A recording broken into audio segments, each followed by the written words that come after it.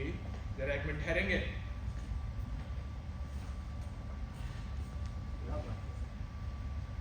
मुझे आपसे एक जरूरी बात करनी है।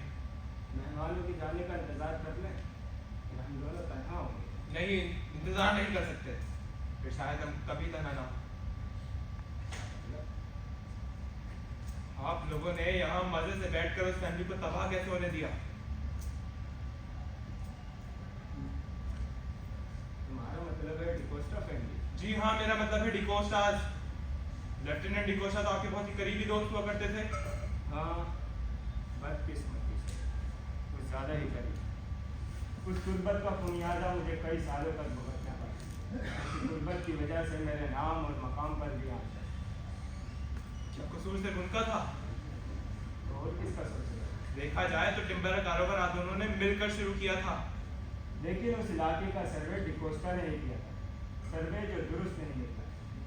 और उन सरकारी जंगलात में दरख्तों को गिराने का जिम्मेदार भी वही था, बल्कि उन जंगलात के सारे ठेके का चार्ज उसी के पास था। मुझे तो मालूम भी नहीं था कि डिकोस्टा ने वहाँ पर किसी किस्म का ठेका उठाया था।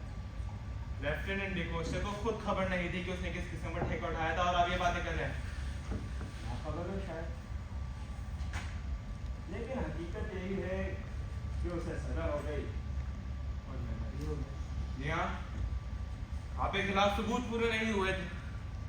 जब कोर्ट ने बरी कर दिया तो कर दिया। तुम कहाँ इस होलनाक किस्से को लेकर बैठ गए? इसने तो वक्त से पहले मेरे बाल भी सफेद कर दिए। तुम वहाँ वीराने में यही कुछ सोचा करते हो? बेफिक्र हो जाओ, अब यहाँ ये कहानी बुलाई जा चुकी है। मैं तो कब की भूल चुका। और बेचारे डिकोस्टास? तुम क्या चाहते हो मैं उन लोगों के लिए और क्या करता? डिकोस्टा जेल से छूटने के बाद इतना टूट चुका था कि कोई भी उसके लिए कुछ नहीं कर सकता था। इस दुनिया में बाज लोग ऐसे होते हैं जो जख्मी होते ही इतना गहरा गोता लगाते हैं कि फिर कभी उभर नहीं पाते। मेरी बात मान, मुझसे जो कुछ हो सकता था मैंने किया। जाहिर है मुझे खुद को भी बचाकर रखना था लोगों की बातों से और शुभात से। शुभात से? जी बिल्कुल। मैं डिकोस्टा को ऑफिस की तरफ से कुछ कॉपिंग का काम देता रहता हूँ और मुआवजा उस काम से कहीं ज़्यादा बढ़कर देता हूँ। मुझे यकीन है इस बात का। ये तुम संजीदगी से नहीं कह रहे? तुम्हें यकीन नहीं आ रहा मेरी बातों का?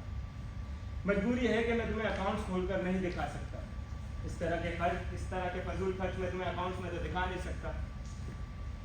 जी हाँ, बाद अखराजात अकाउंट्स में ना दिखाना ही बेहतर होता है। इससे तुम्हारी क्या मुराद है? हेनरी को फोटोग्राफी सिखाने का खर्च आपने अकाउंट में दर्ज किया है? मैं उसे क्यों दर्ज करता? मुझे मालूम हो चला है कि वो खर्च आपने ही उठाया था, और मुझे ये भी मालूम हो चला है कि वो अच्छा सा कारोबार आपने उसे जोड़ और कर फिर दिया भी है। तुम ये कह रहे हो कि मैंने डिकोस्टास के लिए कुछ नहीं किया? यकीन मानो आफ्ताब, मैंने उन लोगों पर अच्छी खासी रकम खर्च कर दी है। और इसमें से कोई भी रकम आपने अकाउंट में दर्ज की है? ये तुम क्यों पूछ रहे हो? कई वजूहात हैं। आज आप मुझे बताइए, क्या ये वही वक्त नहीं था जब आप अपने दोस्त के बेटे से इतनी ज्यादा हमदर्दी हो रही थी? क्या ये वही वक्त नहीं था जब वो शादी करने की फिक्र में था? या मेरे खुदा, अब इतने साल बाद मुझे कहां से याद?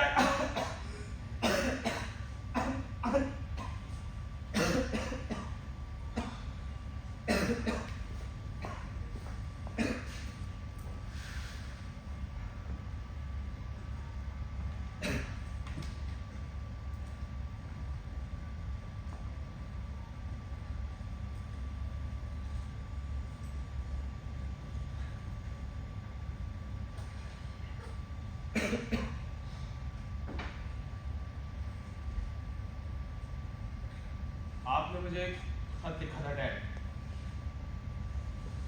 वैसे तो वो एक बिजनेस लेटर था, लेकिन आपने मुझे नीचे पीएस में ये जुमला लिख दिया था कि हेनरी किसी मिसेस हैंसन नामी औरत से शादी कर रहा।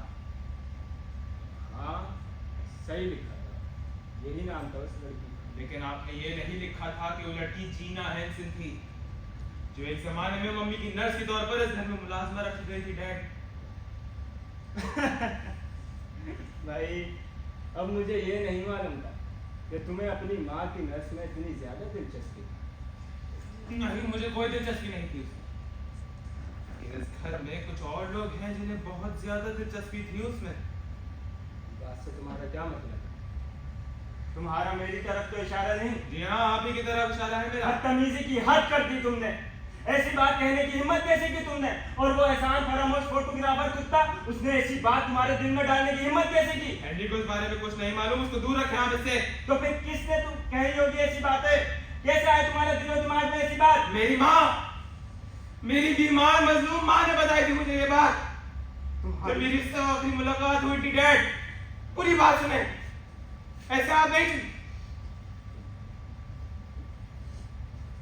मुझे पहले ही समझ जाना चाहिए।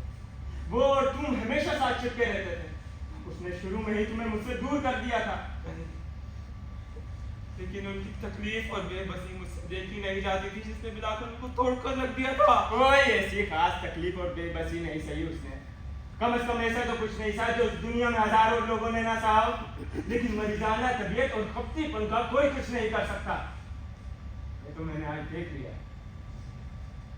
बस इसी वजह से तुम अपने बाप के बारे में तरह तरह की अफवाहों पर कान धरते रहे। तरह तरह की नाजायज अफवाहें अपने दिलो दिमाग में चलाते रहे। आफ्ताब, मेरी बात मान, जिंदगी का इससे बेहतर इस्तेमाल कर। जी, वक्त आ गया।